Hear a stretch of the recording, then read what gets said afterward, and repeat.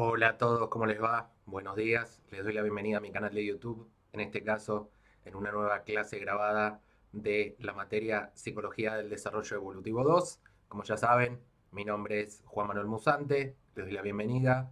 Esta clase pertenece a la licenciatura en Ciencia de la Educación, como les dije, de la asignatura Psicología del Desarrollo Evolutivo 2 de la Universidad del Salvador. Siguiendo con los contenidos de esta asignatura, en la clase de hoy vamos a estar trabajando los capítulos 8 y 9 del libro de Diane Papalia, Stearns, Feldman y Camp, Desarrollo del Adulto y Vejez. Vamos a estar trabajando los capítulos que están viendo en esta imagen o en esta diapositiva. Tenemos el capítulo 8, que toca tres ejes importantes respecto del adulto y del geronte: la educación, el trabajo y el ocio, y el concepto de jubilación y las opciones que se le abren a la persona a partir de la jubilación, y después a la esfera íntima con los estilos de vida, la vida familiar y, como les decía, las relaciones íntimas. Así que vamos a trabajar la parte más ocupacional, si se quiere, del adulto y del geronte, con la educación, el trabajo, el ocio y la jubilación en el capítulo 8. Y en el capítulo 9 vamos a estar trabajando toda la parte vincular con la cuestión de la intimidad, los estilos de vida y la vida familiar. Es sumamente importante abordar el capítulo 8 por la carrera que están estudiando, chicas y quienes vean este video, para hablar del concepto de educación. La educación es importante y es un proceso que se desarrolla durante toda la vida. Todas las personas, desde que nacemos, aprendemos algo, nos educamos, sea de manera formal o de manera informal, y también trabajamos, necesitamos momentos de esparcimiento, mirando alguna serie en alguna plataforma, y llegado el momento cuando uno pueda prescindir del trabajo y entregarse más a actividades de ocio, viene el momento de la jubilación, como bien lo dice la palabra, de júbilo, de alegría, por cumplir un ciclo en el mercado laboral. A lo largo del tiempo, ese desarrollo productivo va a estar ligado a estos cuatro elementos, y a su vez la posibilidad de expandir el potencial que uno tiene va a estar ligado a la formación académica que uno tenga con la educación, a los trabajos a los cuales pueda uno acceder, a los momentos de ocio que uno pueda transitar y pueda eh, vivir a lo largo de los días, y llegado el momento de la jubilación. ¿Qué temas vamos a trabajar respecto de este capítulo, el capítulo 8? Dentro de la educación vamos a hablar de la cuestión del analfabetismo en el adulto, cuestión muy importante que los segrega muchas veces del mercado laboral formal y los lleva a la adquisición de algún oficio. La cuestión de la educación superior y el aprendizaje como proceso. Y respecto del trabajo y del ocio, tenemos que hablar de qué pasa con el desarrollo de carrera en el adulto a lo largo de la vida. Nosotros como adultos vamos teniendo un desarrollo de carrera desde que empezamos la adultez joven, cerca de los 20 años, la elección vocacional, que puede variar a lo largo de la vida, la cuestión del estrés laboral, qué es lo que sucede con un adulto cuando está estresado laboralmente hablando, y en relación a eso y en relación al desarrollo de carrera y a la elección vocacional, también pensar qué pasa con el desarrollo intelectual, con esta perspectiva que venimos viendo de la materia, si el desarrollo es continuo o ese desarrollo es proclive o propenso a llegar a un deterioro. Y finalmente la cuestión de la jubilación, pensando en la preparación al momento de jubilarse la persona, el financiamiento, si es que va a tener en función de los aportes dados por el Estado, por alguna entidad privada, eh, posibilidad de ganar una remuneración por el tiempo trabajado, el uso del tiempo en los momentos de jubilación, el concepto de bienestar y el impacto social.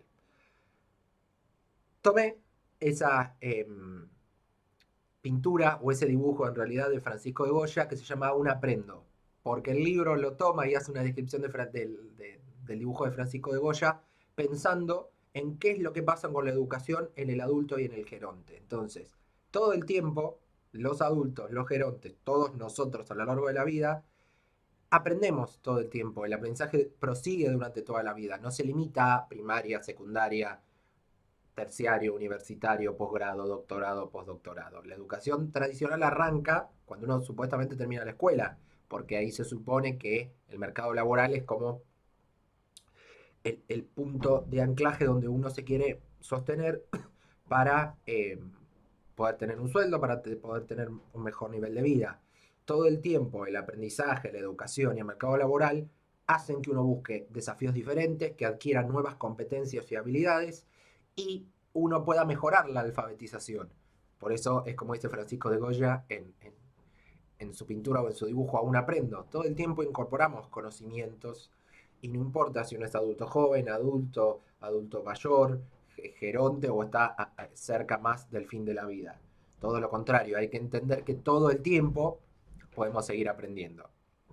De hecho, según el contexto, la educación como valor dentro del desarrollo del adulto y del geronte tiene distintas perspectivas, por eso puse perspectivas locales. En Estados Unidos tienen una mirada ligada a que las personas mayores de 30 años se orientan al mercado laboral, buscan mejor calidad de vida, tienen un mejor estado de ánimo y buscan adquirir capacidades para resolver problemas.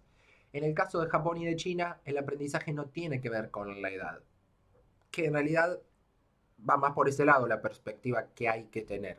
¿Pero por qué? Porque el aprendizaje siempre es continuo, chicas. Dura para toda la vida, uno busca innovar, busca desafíos, busca actualizar las habilidades laborales.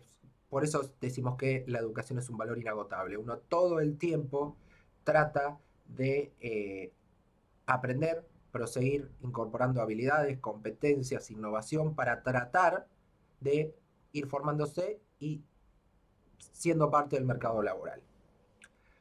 Esto también es importante porque la educación o el acceso a una educación universitaria no tiene que ver con una cuestión de edad. Desmitifiquemos el prejuicio. Puede haber alguien de 18 años que empiece a estudiar una carrera, se cambia a otra. Puede haber alguien de 23 que estudie otra carrera, se cambie o estudie una segunda carrera. En mi caso, que tengo 34 años en este momento, que tengo dos licenciaturas, un profesorado y voy por otra licenciatura más. Digo, no tiene que ver con una cuestión de edad cronológica, sino que tiene que ver con un tiempo subjetivo que cada uno toma o pondera o considera al momento de elegir o decidir estudiar.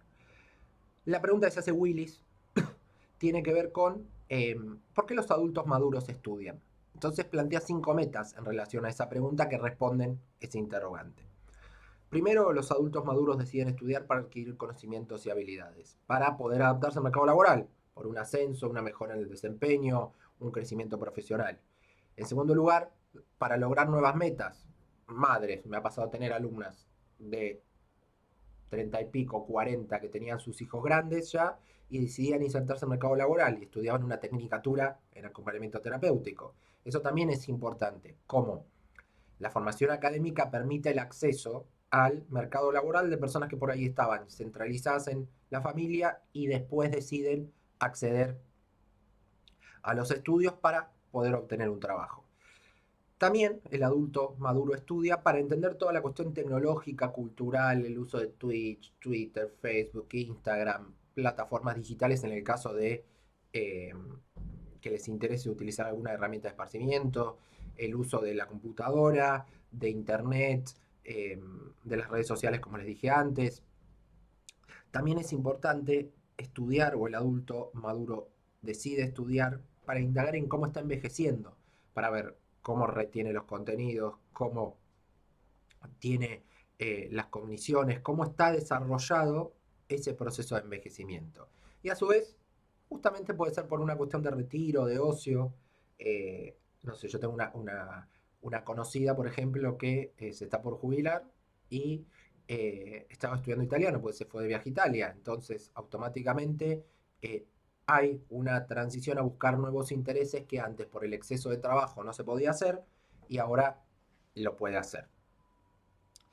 Lo que hay que entender también es que hay una relación directa entre la educabilidad y el retiro. Todo el tiempo, lo nuevo, lo relevante, genera una atracción en la longevidad. Lo que tenemos que tener en cuenta es que la longevidad va a aumentar si la educación es significativa y disfrutable para el adulto. Eh, el texto habla de una experiencia de Estados Unidos que las viudas tenían un programa ejecutivo en Estados Unidos y podían tener una vida independiente, gestionar las finanzas, generar nuevos vínculos. ¿Por qué? Porque toda experiencia de revinculación en determinado momento de la vida al momento de generar el retiro o la jubilación va a tener que ver con buscar alguna experiencia saludable, significativa y disfrutable. Nunca es suficiente la educación, chicas, esto siempre se los digo. Uno se forma todo el tiempo y el punto de partida es la licenciatura. En mi caso, yo que sigo estudiando, tengo pensado hacer una maestría, un doctorado más adelante. eh, Todas las carreras de base son un punto de partida y uno tiene que ir estudiando e incorporando distintas carreras a veces para enfrentar los nuevos desafíos y los nuevos requisitos. En mi caso yo soy psicólogo y profe, soy relacionista público y estoy por terminar la carrera de gestión educativa y está todo ensamblado y está todo de la mano. Hay locutores que son contadores, hay periodistas que también son abogados, hay muchas carreras que pueden ser diferentes, pero uno puede tener distintas profesiones y pueden ser complementarias a la vez. Pero la educación nunca alcanza porque uno siempre tiene que ir buscando nuevas herramientas para poder desarrollarse y evitar la cuestión del analfabetismo adulto también. Por ahí, ¿qué pasa? Si el adulto no puede acceder a la lectoescritura necesaria como para poder estar inserto en el mercado laboral, eso lo limita desde lo cultural, desde lo económico, desde lo social. Tiene que haber planes para superar estas limitaciones, porque eso termina generando prejuicios, estigmas sociales y las oportunidades se reducen. Entonces, con una educación formal, podemos luchar con el alfabetismo adulto y asimismo una persona que le enseñe al adulto a leer y escribir también. La educación formal es como la herramienta clásica, dice Papalia, pero desde mi punto de vista también hay otras formas de poder adquirir los conocimientos y ser una persona alfabetizada, el adulto. Pero es sumamente importante trabajar esto porque es una limitación absolutamente compleja para la inserción exitosa del adulto en el mercado laboral. Una vez que el adulto está en el mercado laboral y está trabajando, necesita esparcimiento. Imagínense nosotros, pandemia, lío, cansancio, trabajo, todo. Necesitamos un momento de una serie en alguna plataforma para después poder airearse y volver a trabajar, salir a caminar. Frescura, aire, una desconexión. Es muy importante el trabajo, porque es estructurante del psiquismo humano, pero a la vez es importante el ocio, porque el exceso de trabajo puede llegar a enfermar y el exceso de ocio también, porque uno tiene que encontrar un equilibrio entre lo productivo y el descanso. Entonces vamos a hablar un poco del trabajo y el ocio respecto del desarrollo del adulto. Todo el tiempo, cuando uno se presenta y dice, hola, ¿qué tal? Mi nombre es Juan Manuel Musante, tengo 34 años, soy tal cosa, trabajo en tal lado. Bien, la pregunta es, ¿a qué te dedicas? El adulto todo el tiempo tiene que responder esa pregunta. ¿Dónde estás trabajando? ¿Qué estás haciendo? El adulto necesita el trabajo porque es el estructurante del psiquismo humano, le da un orden, le da un lineamiento más allá de darle dinero para poder subsistir. Ahora, como es necesario el trabajo como estructurante del psiquismo, también es necesario el ocio, que tiene que ver con usar el tiempo para uno mismo, de mirarse una serie, mirarse alguna película, salir a caminar, ir al gimnasio, a boxeo. Es usar el tiempo libre para uno mismo, pero no de forma lucrativa como pasa con el trabajo. Por eso también es importantísimo tener un equilibrio entre la productividad del trabajo y el esparcimiento del ocio, porque si no, termina siendo contraproducente. En función de estos dos conceptos, el trabajo y el ocio, vamos a tener 5 términos ligados a estas ideas. El empleo, la ocupación, la vocación, la profesión y la carrera. Son estos 5 conceptos que los vamos a comentar ahora. Empleo, ocupación, vocación, profesión y carrera. Estos 5 están ligados al trabajo y al ocio porque si uno tiene un empleo, uno hace esa actividad por plata. Uno es un empleado que invierte su tiempo en función de recibir una remuneración. Ese empleo puede ser temporal, manteniéndolo 3, 4 años, 10 años, lo que sea, o transitorio. La ocupación, cuando uno dice ocupación, que es lo que completa uno en general en los formularios, es el medio de sustento. ¿De qué vive uno? Ocupación docente. Puede ser regular o permanente en función del contexto también, pero tiene que ver ya con el campo de trabajo. Ahora, uno puede estar trabajando en una fábrica y ser un empleo o una ocupación, no ser una vocación. La vocación, ustedes que estudian la licenciatura en Ciencia de la Educación, es el campo que ustedes eligen para trabajar, porque hay un deseo que lo sostiene, hay un anhelo, un querer trabajar en educación, que tiene que ver con una intención, con una búsqueda, con una plena conciencia de lo que uno está haciendo. Es una elección libre y particular de cada uno. Por eso se dice que es una vocación. En cuanto a la profesión, La profesión puede ser una ocupación, es decir, un medio de sustento, profesión psicólogo, o puede ser una vocación. Hay gente que estudia, no sé, veterinaria, contador público, por una cuestión de que el padre, el abuelo, el bisabuelo son todos veterinarios, son todos contadores, entonces se repite ese legado respecto a la profesión. Puede ser una ocupación porque es un trabajo, o puede ser una vocación porque realmente uno lo quiera. La profesión, a diferencia de las otras tres, requiere de una formación académica y de una educación formal. ¿Qué requiere además la profesión? Tener juicio, tener control de lo que uno está haciendo, manejarse en parámetros éticos y también tener autonomía e independencia en el ejercicio de la profesión, que es como se dice, ejercicio liberal de la profesión. Y finalmente la carrera, que es el trayecto académico que nos permite a nosotros tener una profesión que puede estar anclado o no en una vocación. Tiene que ver con el logro de un desarrollo. Uno estudia una carrera, estudia, adquiere una profesión, por vocación o no, y sobre la base de eso va a tener una ocupación y un empleo que nos va a permitir cobrar dinero. La carrera tiene que ver con lo académico, por eso habla de la calidad dinámica y cada uno de nosotros tiene un desarrollo de carrera laboral diferente a que puede tener otra persona. A fin de cuentas, todo el tiempo en la vida vamos haciendo carrera. Como les comentaba antes, uno de los parámetros, el tercero es la vocación, que tiene que ver con el anhelo, el interés, la, la, la intencionalidad y el deseo de elegir una carrera, un trabajo, un trayecto profesional.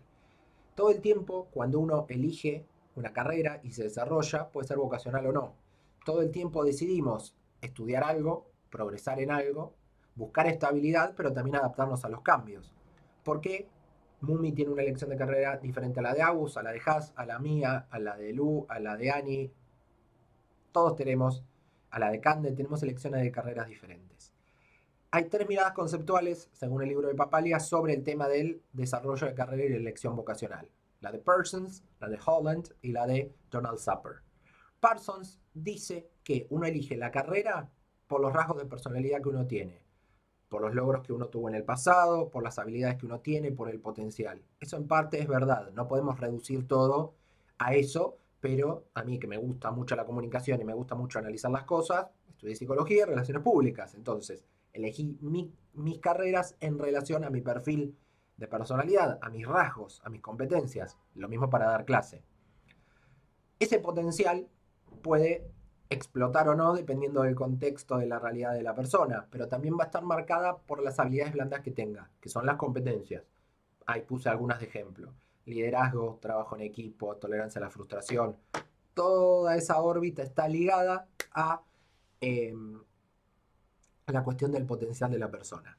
Y finalmente, indagar en el trabajo de los intereses, porque uno puede tener competencias, puede tener habilidades, pero por ahí, no sé, alguien que le gusta la danza, quiere ser bailarín del Teatro Colón y sin embargo termina estudiando contador público. Va, le cuelga el título a los padres y se va a hacer danza al Teatro Colón, digamos. Para eso están los test vocacionales. Uno elige la carrera en función a sus intereses, pero también lo puede elegir en relación a una imposición o a un mandato, que eso no está tan bueno tampoco.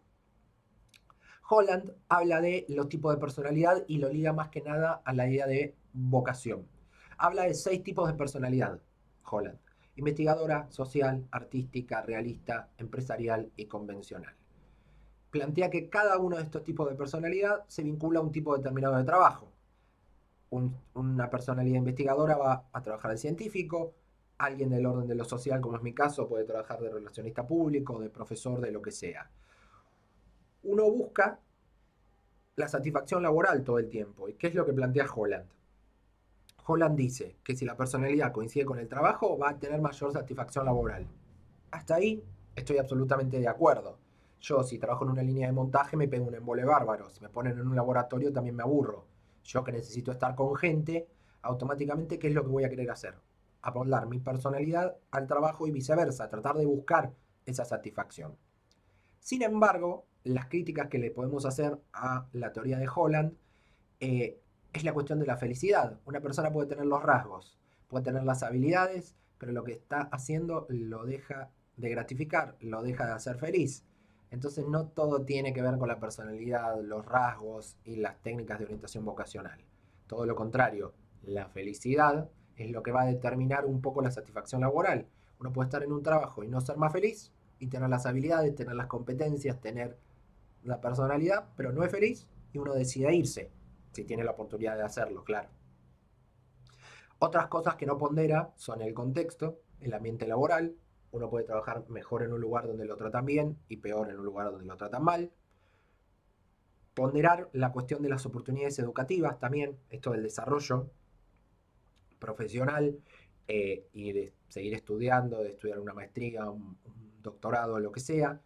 El contexto, sobre todo en tiempos de pandemia, imagínense, uno puede buscar una profesión, puede estar contento con su personalidad y esa personalidad adaptarse a lo laboral, pero en el contexto también puede flaquear o puede verse afectado todo eso.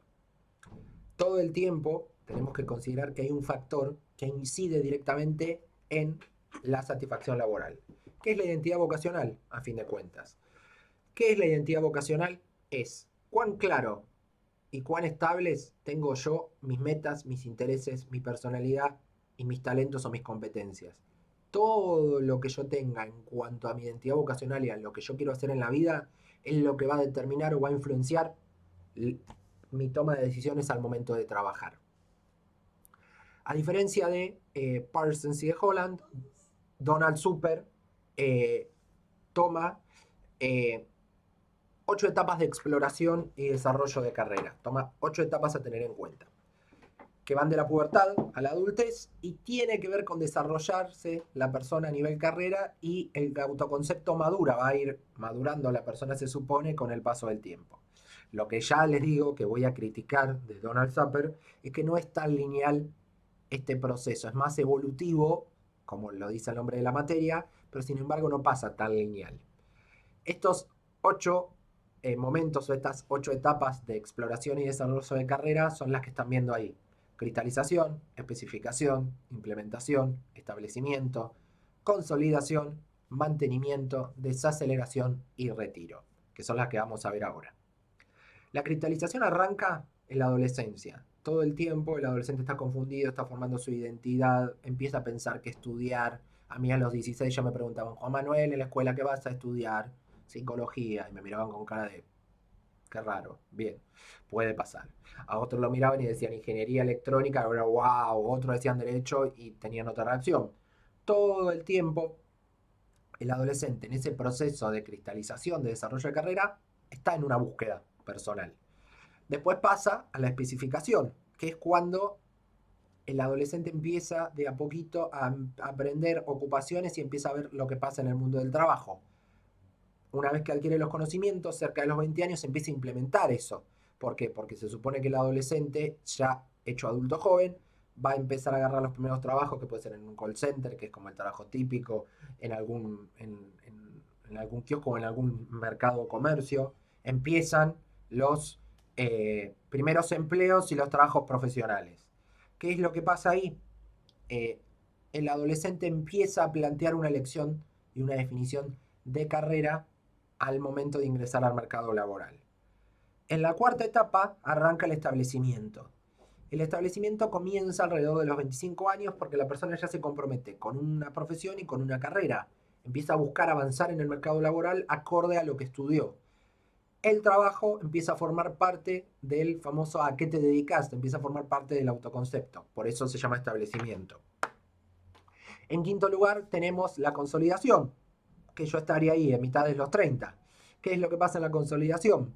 Hay una tenacidad y un empeño de la persona en lograr un ascenso en su ámbito de trabajo, de crecer, de desarrollarse, para luego llegar a lo que se llama el mantenimiento o la conservación del puesto de trabajo, porque uno ya tiene el prestigio, ya tiene la responsabilidad y ya tiene la autoridad, pero las tiene que mantener. Por eso se dice mantenimiento. La séptima etapa es la desaceleración, que llega a finales de los 50. Un saludo a mi madre que está en esa edad también. La carga laboral se empieza a reducir, la distancia del trabajo es necesaria, empezar a tomarla desde lo emocional y desde lo físico, porque llega el momento de clavar el freno, sea de mano o ir bajando un cambio, para ir pensando en el retiro, que en el caso de Donald Supper plantea que es alrededor de los 65 años, donde se produce la separación formal del empleo. Ahí viene la jubilación se da en esta última etapa, y la persona tiene que cambiar de aire. cambiar la mirada, renovar la perspectiva para ver qué es lo que puede hacer. Es una comprensión evolutiva, realista y racional sobre las decisiones de carrera, lo que plantea Sapper. Respecto del mundo laboral, del yo, eh, es más del lado de lo consciente. En el medio pasa la vida, pasa la felicidad, pasan las decisiones, pasa la familia. No considera lo emocional, ni los golpes de suerte, ni la posibilidad de la persona de elegir. Se ve como una perspectiva mecanicista esta cuestión más de Donald Sapper desde lo evolutivo. Es como el ser humano nace, crece, se reproduce y muere. Es como muy lineal en ese sentido. La persona puede sufrir variaciones al momento de elegir un desarrollo de carrera o puede cambiar. Pero también se puede estresar el adulto trabajando en el mercado laboral, que los japoneses le dicen karoshi al estrés laboral, que es la muerte por exceso de trabajo. En tiempos de pandemia, imagínense que el trabajo se metió en la casa nuestra. Entonces se volvió como una especie de epidemia y generó muchas personas quemadas, que es el síndrome de burnout, que es la sobrecarga o el exceso de trabajo. Se empezó a escindir el límite entre el público y lo privado, y todo el tiempo puede haber demandas conflictivas de los directivos, de los jefes de las empresas, de los dueños, de los empleados que uno tiene a cargo, de lo que sea. Puede haber ruidos, puede haber malas condiciones de higiene, incluso puertas adentro de una empresa, y uno siente a veces que el tiempo y el esfuerzo que uno invirtió están desperdiciados. Todas esas cuestiones llevan al estrés puertas adentro del ámbito de trabajo. Y eso puede repercutir en muchísimos problemas de salud. Digo, el cuerpo grita lo que la boca calla, muchas veces. Entonces la persona puede tener algún infarto, puede tener algún brote psicótico, puede tener algún trastorno de ansiedad, alguna lesión corporal. Cambiar los climas de trabajo es sumamente importante porque hay que reconocer al empleado en lo que uno está haciendo, trabajar directamente con los problemas laborales, tratar de solucionarlos en el momento, llevar especialistas para hacer actividades de prevención del estrés y que el empleado sienta que está aportando algo y que se está desarrollando. Por ende, la posibilidad de ascensos, de que la persona adquiera mayores responsabilidades, eso está bueno porque eso también disminuye el estrés laboral. Si hablamos del trabajo, que hablamos de productividad y de inserción, y hablamos de ocio como esparcimiento, en el medio tenemos el desarrollo intelectual. A mí, por ejemplo, me gusta estudiar muchísimo, me gusta leer, me gusta formarme, y yo entiendo que el desarrollo intelectual forma parte de los desafíos que me conlleva el trabajo y de una inversión en mis tiempos de ocio también, porque estudiar también es apostar al desarrollo de carrera de uno mismo. Todo el tiempo, el trabajo, a medida que es más complejo, imagínense que los profesores nos tuvimos que adaptar a la pandemia, a lo virtual, si teníamos experiencia previa o no, era propio de cada uno, pero uno tiene que buscar todo el tiempo motivaciones en lo laboral para generar nuevas experiencias y nuevos desarrollos, digamos, la motivación tiene que ir aumentando. Si uno le pregunta al adulto cuánto tiempo te desconectás y cuánto tiempo trabajás, uno tiene el prejuicio de decir, ah, me acosté y me puse a ver una serie y tendría que estar armando algo. Y bueno, sí, el adulto más ligado a lo laboral dice, y sí, el trabajo termina afectando al ocio, de no poder ir un fin de semana al Tigre, a Lobos, a alguna casita en el campo, pero uno tiene que encontrar un equilibrio entre el trabajo y el ocio. Ni mucho trabajo, ni mucho ocio, un punto medio. Ese nexo entre ocio y trabajo en el texto se explica a través de tres hipótesis. La hipótesis de compensación, la de provisión y agotamiento de recursos y la de segmentación. La primera hipótesis para explicar el vínculo entre trabajo y ocio es la compensación. Básicamente es, bueno, mi trabajo es aburrido, es horrible, es una bosta, me embolo, es siempre lo mismo, bueno, por lo menos tengo el fin de semana para descansar. Eh, es como, bueno, considera el trabajo como pesado y al ocio como compensatorio de ese trabajo pesado, es como un despeje. La provisión y agotamiento de recursos es la segunda hipótesis, que tiene que ver con qué? Con que el trabajo me promueve el ocio o me lo limita. Por eso se dice provisión o agotamiento. ¿De qué? De tiempo, de dinero o de recursos. Y finalmente la de segmentación. El trabajo y el ocio serían independientes. Lo que se elige en un área no tiene relación con la otra. Yo me voy a nadar eh, y después me voy a dar clase. Como que el trabajo y el ocio están segmentados. Una cosa no tiene que ver con la otra. Una vez que trabajamos durante toda la vida, tuvimos tiempos de ocio, nos jubilamos, viene una situación nueva. Que no siempre la jubilación se vivió igual.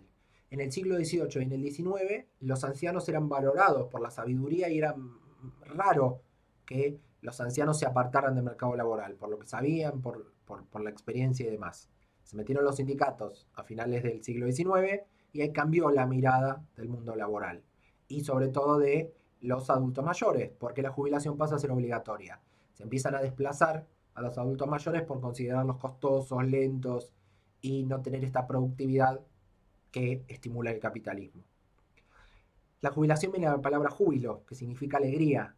Hay que trabajar la jubilación como una búsqueda de utilidad. Buscar tiempos de ocio si uno tiene plata. Por ejemplo, yo tengo un tío que tiene un buen pasar y se hace 2 o 3 viajes, si no estuviera la pandemia por medio, se hace 2 o 3 viajes al exterior. Y para él los tiempos de ocio tienen que ver con viajar. Podría ser algún voluntariado en Vietnam, en Sumatra, en Moscú, a donde se vaya, e incluso obtener un trabajo pago, digamos. Hay que lograr pensar a la jubilación como un pasaje hacia el envejecimiento productivo. Para eso hay que buscar situaciones que nos den bienestar, buscar incentivos, tratar de captar oportunidades, haciendo introspección, viendo qué puedo hacer, qué no puedo hacer, qué me gusta, qué no me gusta. Trabajar el autoconcepto, la motivación, el autoestima. El cuerpo no es el mismo a los 50 que a los 30 que a los 20, que a los 60. La necesidad de retiro siempre va a estar presente porque uno va a buscar estar tranquilo en lo físico, en lo económico y en lo subjetivo. Es necesario trabajar a la jubilación como una nueva posibilidad para que esa nueva etapa de la vida sea un momento de envejecimiento productivo. Hasta aquí el capítulo 8, ahora vamos a pasar al capítulo 9, que tiene que ver con la intimidad y los estilos de vida. ¿Qué vamos a trabajar? Las cuestiones ligadas a la amistad, al amor y a la sexualidad en el plano de las relaciones íntimas, el concepto de apoyo emocional, la teoría del amor de Stenberg, que habla de 3 aristas: la intimidad, la pasión y el compromiso, los estilos de vida, maritales o no maritales, el compromiso, la familia, el divorcio, y la cuestión de la vida familiar, que es lo que pasa cuando una pareja o un matrimonio no puede tener hijos, qué pasa con los cambios, con los nacimientos y con la relación entre la paternidad y el nido vacío. Eso es lo que vamos a trabajar ahora. Tenemos que entender que los vínculos en la edad adulta van a tener que ver con una sensación de continuidad, tanto en el plano del amor, en el plano de la amistad o en el plano de la sexualidad. Hoy por hoy, en la era de lo líquido, Internet ayuda a que estemos más comunicados, a que los vínculos se amplíen, a adquirir nuevas experiencias sexuales en el plano de la intimidad y de las relaciones. Erickson plantea que el adultez joven tiene una tarea crucial. ¿Cuál es esa tarea crucial del adultez joven? Es empezar a construir la noción de intimidad, porque eso me va a dar pertenencia a un ámbito propio de lo privado. La intimidad, ¿con qué va a tener que ver? Con la inclusión o no del sexo, pero con la posibilidad de que la persona se pueda descubrir o de autodescubrir. ¿En qué sentido? Uno puede ir contando: estoy saliendo con alguien, estoy con tal persona, estoy haciendo tal trabajo, estoy estudiando tal carrera. Uno puede revelar información importante a otra persona de uno mismo en tanto y en cuanto quiera revelarla. Eso es propio de cada uno. La edad adulta conlleva tomar decisiones, responsabilidades, ser autónomo, tratar de ir adquiriendo compromisos. Si uno es independiente, va a poder ser empático, va a poder comunicar lo que le pasa y va a poder resolver los conflictos.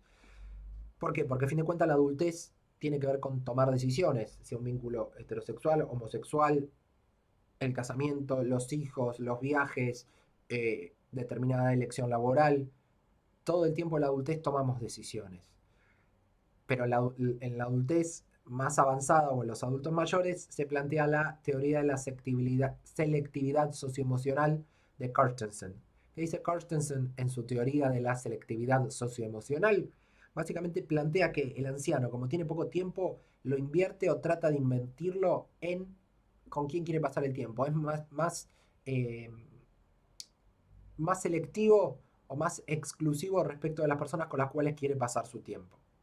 Es ahí donde entran los patrones o los estilos del amor, que son 8.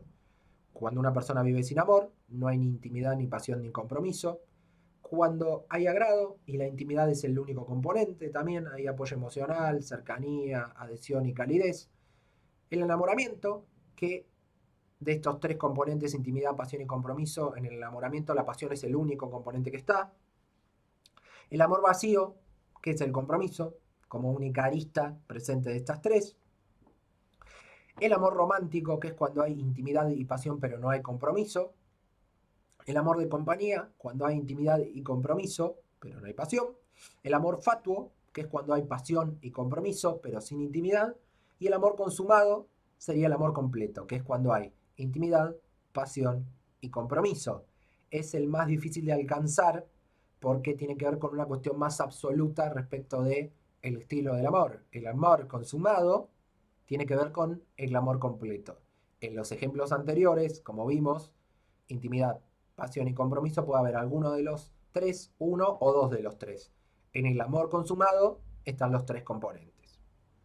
Respecto de las relaciones íntimas, y ahí viene esta teoría triangular del amor de Stenberg, que era esto que les decía de intimidad, pasión y compromiso, eso es lo que determina la naturaleza y la calidad del amor. Si uno analiza la intimidad, la pasión y el compromiso en una relación, va a poder analizar cómo es el tipo de amor o el patrón o el estilo del amor que tenga esa pareja, ese matrimonio o ese vínculo. Siempre es necesaria la intimidad, tanto en la amistad, en el amor como en la sexualidad, para que la adultez pueda construir un límite entre lo público y lo privado. Sea con esposa, esposo, pareja, con quien sea. Pero también se necesita de los amigos porque son una fuente de apoyo emocional.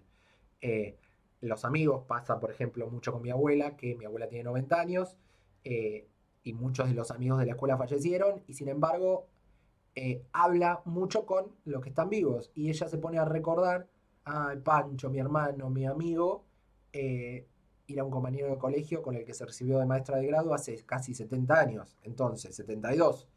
Eh, los amigos siempre son una fuente de apoyo emocional, sobre todo en momentos complejos de la vida, donde puede estar el divorcio, donde se reconstruyen los vínculos, donde ese matrimonio pasa a tener otra realidad y dejan de ser matrimonio a ser los padres de.